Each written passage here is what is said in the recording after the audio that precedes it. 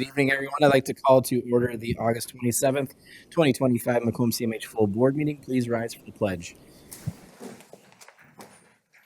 Allegiance to the flag of the United States of America and to the republic for which it stands, one nation, under God, indivisible, with liberty and justice for all.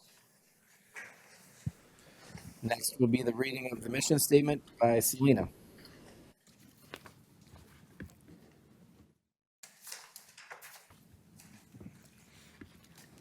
Okay. My hearing aids were going off.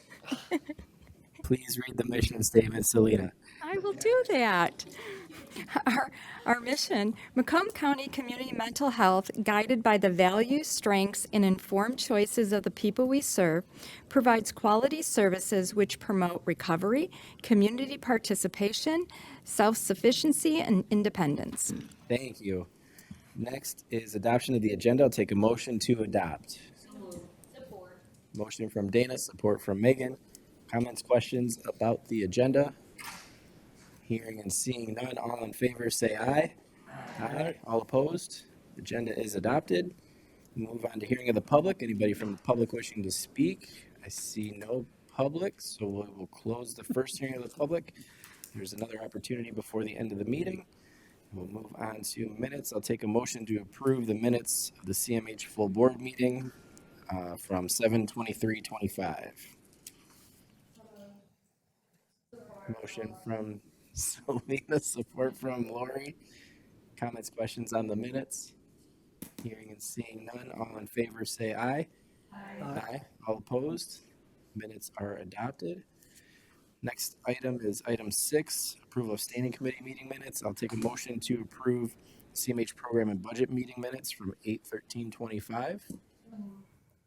Support. Motion from Donna, support from Wayne. Comments, questions? Seeing and hearing none, all in favor say aye. Aye. All opposed? Minutes are adopted. Next, we'll move on to item 7. I'm going to chop this up a little bit because I know we had some questions and some standout items in program and budget. So I'll start off with the easy ones. Take a motion to approve items A, B, C, E, and F. Support. Motion from Dana, support from Antoinette. Are there any further comments or questions on these items? Okay, hearing and seeing none, all in favor say aye. Aye. All opposed? Motion passes. Now we'll move on to 7D. I'll take a motion to approve vendor contract with Grammarly for $7,000.50 for 1 year. Support. Motion from Lori, support from Selena. Are there any questions? We do have Thomas here if anybody has any specific questions. Okay. Hearing and seeing none. All in favor say aye. Aye. All opposed? Motion passes. Thanks, Thomas. You may run now. Next is item 7G. I'll take a motion to approve the lease agreement between 35th Macomb LLC and MCCMH for the location at 19800 Hall Road, Clinton Township, Michigan. Support. Motion from Antoinette, support from Wayne. Were there further comments or questions on this item? We do have TJ here if there's anything specific that needs to be covered. Okay. Hearing and seeing none, all in favor say aye. Aye. All opposed? Motion passes. Thanks, TJ. You can run too. Last but not least is item 7H. This is a new item. I'll take a motion to approve the MDHHS contract for one employee in the amount of $75,650 from October 1st, 2025 through September 30th, 2026. Support. Motion from Megan, support from Selena. Tracy, go ahead. Please turn on your microphone. Tony's also here if you have any other questions I'm not able to assist with. Just as a friendly reminder, we currently have an agreement with MDHHS staff The staff is physically located in our administrative building. We're actually paying for the staff and their wages, but the great benefit for us is that on-site person has the ability to assist our individuals who might be challenged with becoming eligible for Medicaid. What's the challenge? Why are they being classified in the wrong category? So it's a great advantage that we've benefited from many times. It's also great where our finance staff can help look into records and try to figure out what is wrong so someone can access the services and the benefits in the most appropriate and most efficient manner. So I'm happy to answer any questions, but basically we are paying the wages, if you notice, for that individual as an exchange with that organization. Thanks, Tracy. Any questions? Okay, hearing and seeing none. All in favor, say aye. Aye. All opposed? Motion passes. All right, next we'll move on to item 8, receive and file. We have no items there. Item 9 is resolutions. I'll take a motion to approve Bruce Dunton Jr.'s resolution that was presented to him at program and budget. Motion from Donna, support from Nick. Comments, questions? Okay, hearing and seeing none. All in favor, say aye. Aye. All opposed? Motion passes. Next is the voucher listings. I'll take a motion to approve paying the bills. Motion from Lori, support from Sharita. Perfect. Comments or questions on the bills? Okay, hearing and seeing none. All in favor, say aye. Aye. All opposed? Motion passes. Bills are paid. CFO update with Tony and Ken. Go ahead, guys. All right, I'll begin. Good evening. We're going to look at the June financial statements. A couple things there, as we've talked about before. We're going to see surpluses, but we have some adjustments that are coming through that relate to the CCBHC. We'll see those in the August financial statements. So we're looking at June today, one more month before, sorry, 2 more months. So in the August financials is when we'll see the impact of those. So just want to remind the board of those adjustments that are going to be coming. If you go to your packet, page 2, just looking at our trends, revenue's pretty flat, nothing there. But looking at the eligibles, we've been talking about the decline in the eligibles that we're seeing in the graph. We've done some initial review just to see if we can identify what population or where we're seeing that. And it's not isolated to any given population. So we're seeing some reduction in DAB, HMP, and the TANF group in the populations there. So we're going to have to dig a little bit deeper to bring a good explanation as to why we're seeing that. But at the moment, there wasn't anything, at least at a high level, that stood out to us in our high level analysis, but more to come on that as we try to understand what's happening there. If you move to page 3, on the charts there, there's no real change from prior months, so unless there are any questions. Okay. Same with page 4, no material change from prior months. Just remembering that, some the expenses and the revenues pretty consistent from month to month. So again, we'll see a change when we present those August financial statements, and we'll point those out wherever we see a material change in our presentation. And then go into page 5, a summary of our revenue expense by fund source. We're still carrying a surplus, as you can see in the Medicaid. 2025 actual is about $18.6 million, down slightly, but that's probably because provider expenses coming through. Surplus also in the Healthy Michigan. And the other thing to point out there is you can see the base cap of about $8.8 million for the CCBHC coming out of the Medicaid, flowing down into the CCBHC category, and then another $1.9 million for the Healthy Michigan. So those are reflected there. If you look at the surplus for Medicaid, we're at about $3.5 million on the Medicaid side. I'm sorry, for CCBHC Medicaid. And then if you look at the CCBHC Healthy Michigan, about another $500,000 there. So about $4 million still in a surplus position on CCBHC. The ISF has not changed, but we're all aware of some of the communications we're having with the state, but we have not made a change in our presentation of the financial statements. We're still reflecting the numbers that tie back to our actuarial report. On page 6,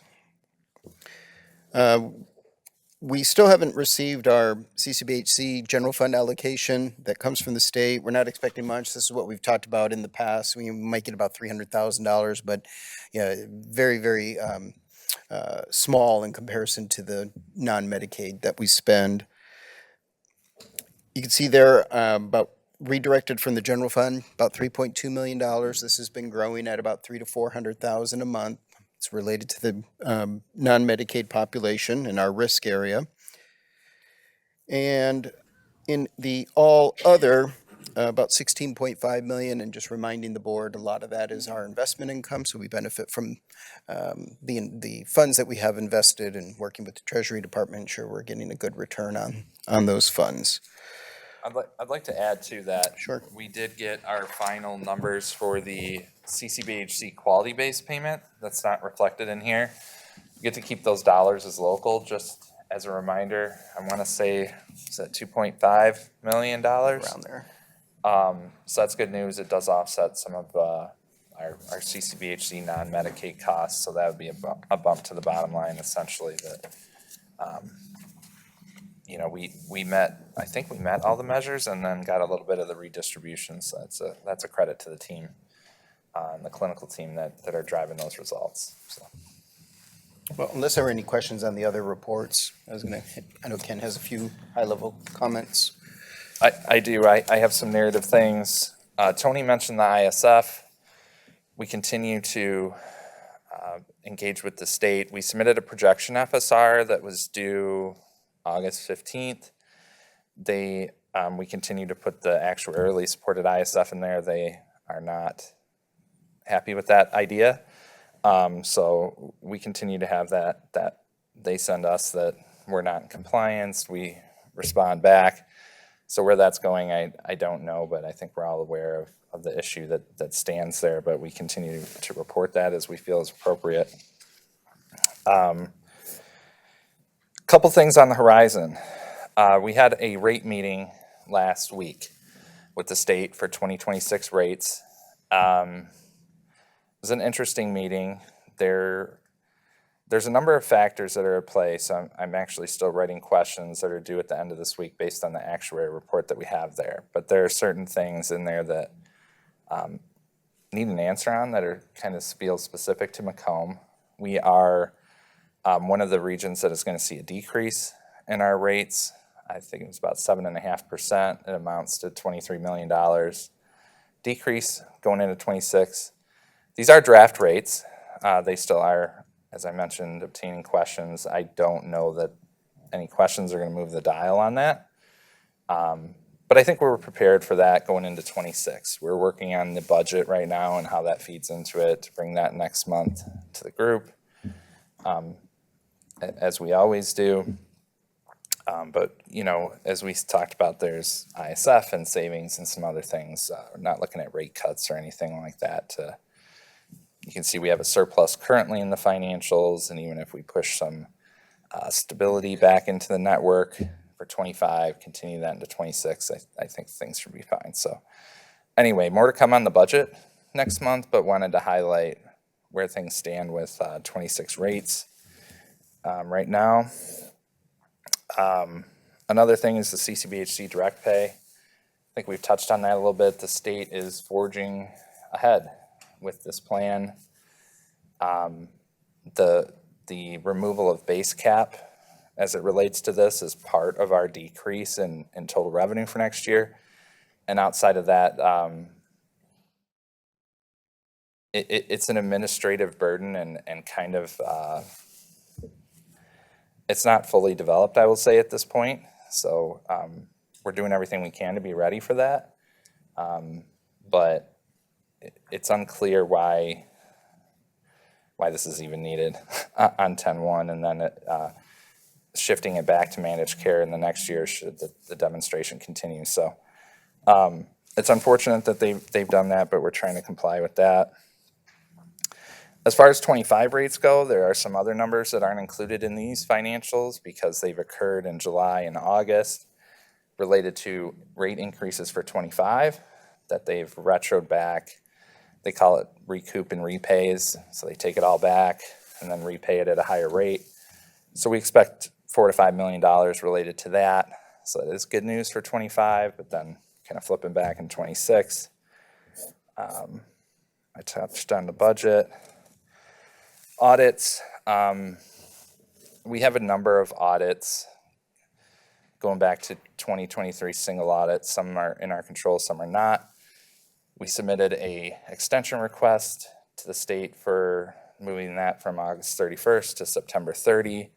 It looks like maybe they're going to draw a hard line in the sand on September 30 as it relates to some of these things. So they did grant that extension, but that's starting to potentially cause some ripple effects when we look at that in our grant funding and things of that nature. I mentioned stability. I think Tony might have mentioned it last time. We're looking at pushing some sustainable rate increases back into 25 and into looking at those into 26 for certain service lines. So I expect that's something that we would bring next month as well as part of the budget. So anyway, I said a lot there. I'll questions on any of those topics or any other topics that. I just want to note real quick that Ken mentioned the audit issues. I sit in on a lot of those meetings with the executives team, and it's not us. It is not our team's problem. It is a county problem. We're ready to go. Our numbers are what they are. It's just waiting for the county to basically complete the process. Nick, go ahead.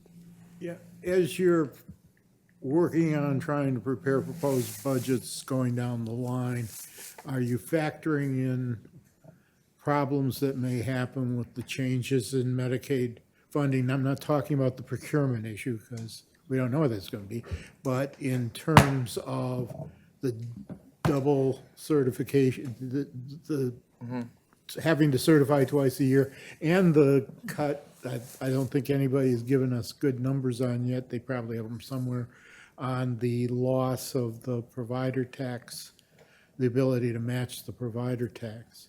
I think the way things sit right now and the charts I've seen and the different things, so I'll try to address those one at a time. The Medicaid redetermination and the work requirements, I think we have time on that. Yeah, I'm So not it's- really worried about the work requirements Right. because about 70% of those who would fall under that category are already working more than, and I suspect others will meet the requirements. I'm more concerned about the fact that you have to recertify twice a year instead of once a year and that people fall through the cracks. Right, and I think we have time on that one as well. But doesn't that start to kick in the latter part of 26? I think it's 12/31 and 26. So into 12/31 of 26, so it would be Oh, into okay. our So it fiscal would be 27. 27 budget, yeah. So for 26, I haven't accounted for anything like that. I do think that the work requirements are going to impact eligibility because it's frankly just kind of, it's going to be a hassle to track, no matter who's doing it. Sure, The state, I don't know how they're going to. the administrative costs. The administrative burden of it, and people maybe, right now, it's hard even for folks to get their paperwork and stuff. It's complicated, so I think this is just gonna make that Yeah, worse, when you're- both of those things. When you're cutting administrative staff and then doubling the number of certs they have to Right. do, that could slow down the certification process. And that's a concern, I'm concerned about that, but I'm also concerned about the inability to use the provider tax as a match. And that could cost the state a lot of money, and we I know think- which way it filters down. I think it's gonna cost the state a lot of money, and they're gonna have to fill that gap somehow. I haven't had a chance to digest it yet, because it just came out today. I saw something from the association about the House and their proposed budget for the upcoming fiscal year. So I don't know, that might be an immediate impact, but The good news, I don't like what I've read so far of the House budget, but the good news is they passed the budget. And first House budgets are first House budgets, just like the governor's rec is the governor's rec. And so now at least they've got the ability to sit down and discuss the real budget, which we'll see when the conference committees report. right. So I don't expect to have any of that really ironed out by the time we're presenting the budget next month, so we'll have to wait and see what shakes out of that.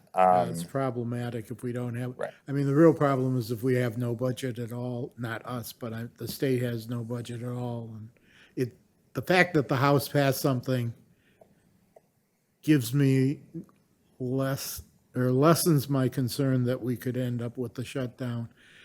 But up until then, I think there was a real chance of not just a short shutdown, which wouldn't affect anybody really, but a prolonged one, although we've got enough surplus to handle us for maybe a couple of months. And so that's not so bad from our perspective. There's plenty of other things that. And that's what I was just looking at, Nick. Through this reporting, we've got 263 million in cash and cash equivalents. So we can certainly weather the storm from a cash flow perspective, and even if there is a Bigger shutdown. problem for budgeting purposes. Yeah. So 2026, I think we'll have something pretty solid for that. We did meet with the county. We had some tentative numbers presented to them, and we present a 27 and 28 column on there. Your guess is as good as mine of what those years look like. So we'll have that here as well, and we'll have that, take it with a grain of salt, right? So I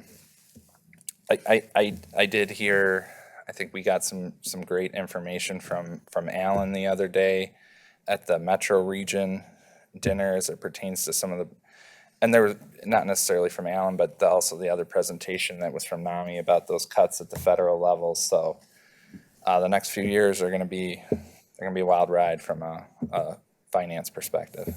So, Are there any other questions for Ken or Tony? Okay. all right, thank you. Next is the CEO update with Tracy. Mine will be short.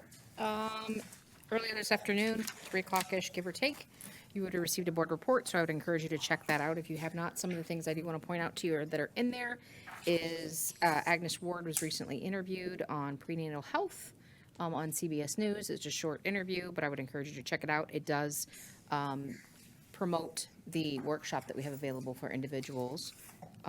Also, Channel 7, several people, including Mr. Kraft, were featured. So if you haven't checked that out, I include the link also on that, on the board resolution of the county commissioners. There was a Macomb Daily article. We did have a lot of media, and there's a few other ones outside of Macomb that are featured in there.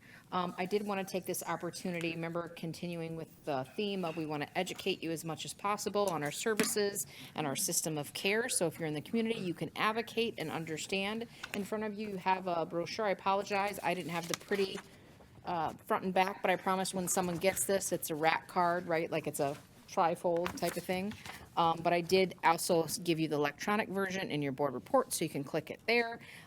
It is talking about the habilitation support waiver, or HAB waiver, or if you notice, HSW. So those words and acronyms are used interchangeably when you're talking to people. So if they use any one of those, that is one and the same.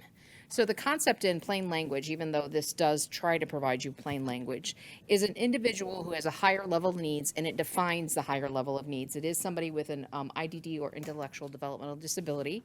It is also an individual who has a high level of need that they're going to need things like in-home nursing. They're going to need and forgive me, I'm not going into detail, but there's a bullet point list in here that talks about it. But imagine it's a way that somebody who might not be eligible for traditional Medicaid, but they do have high needs, right? That somebody can apply for the HAB waiver and then therefore access the care that they need due to those high level of needs. Does that make sense? So I know that's a very high level, but I'm trying to simplify it. It took a hot minute to try to put in and explain in plain language the HAB waiver in this document. So we welcome your feedback, because this is our public-facing document. Macomb, if you don't know this, we have a certain number of slots. Anybody who's eligible can access to those slots. I believe we only have, and don't hold me to the amount, but like one more. But what is cool is once we run out with that one more, and when I say it's actually filled, we're waiting for them, the state to approve it. We then can ask the state and go, does anybody else have any, right? And try to take them from that. So We're excited that they're all filled because that means individual who has high levels of needs, their needs are being met, and we don't have anybody currently waiting today. Yes, but we will continue to advocate to, if anybody else in the state is not using those slots, for our individuals who might be in need to be able to access them. And I'm happy to answer any questions. I realize that's a very high level. I would suggest you definitely read through this. And we also have an individual that this is their part of their everyday job. So if you ever have a situation, what you would want to do is reach out to the numbers and contact information there, and they could answer much more detailed questions about a very specific case or eligibility or what the steps are in order for someone to access this particular route. Go ahead, Lori. Is too, a lot of the have waivers are also, once our clients turn 18, they automatically go from the children to Yes. a half. And I've got it 3 years, but they can go from the children to a half. So even though we may not have the slots, that is still available for them also at that time. Agreed. So just as a friendly reminder, if you try to summarize Medicaid, Medicaid traditionally is eligible by income, right, based on your family size. After that, though, when we say things like waivers, in other words, the state of Michigan has went to the federal government and say, we're going to have certain situation where we're going to waive income and we're going to look at someone's circumstance. So even if they're over income in their family, right, we can potentially assist them because their needs are so high. So children's waiver, SED waiver, HAB waiver, obviously children's are the children's one, SED waiver is a child one, HAB waiver is the adult version of that. But there are differences. So the reason why we created materials is there is a weird kind of transition from someone turning 18, because what you can get under the children's waiver, the SED waiver, is not the same that you can get under the HAB waiver. So just know we're trying to work on some transition language to educate people that they're similar, but they're not the same. So if you have somebody who gets kind of lost in that, definitely have them ask questions so they know. We actually start working with the person a year before they turn 18 to try to make that transition as smooth as possible. We also are a little bit flexible in the way that once they turn 18, if there's a glitch of maybe trying to make some stopgap measures with some other resources while they transition, because HAB waiver does provide less services than the children's or SED waiver. So hopefully what I just said to you didn't sound like a bunch of alphabet soup and it was helpful. Are there any questions for Tracy? Okay. Okay, so that is all actually I have. And again, please check out the board report because it does give you some other more detailed updates, including a little bit more detail, not a lot, but a little bit more detail on the audit and kind of its status and where, what the current delay is. Thanks, Tracy. All right, a couple other agenda items, couple reminders. We have program and budget here Wednesday, September 10th at 6 o'clock, and then full board will be here Wednesday, September 24th at 6 o'clock as well. Any members have anything for the good of the group? Okay. Provider comments. Are there any providers wishing to address the board? Okay. Hearing in the public.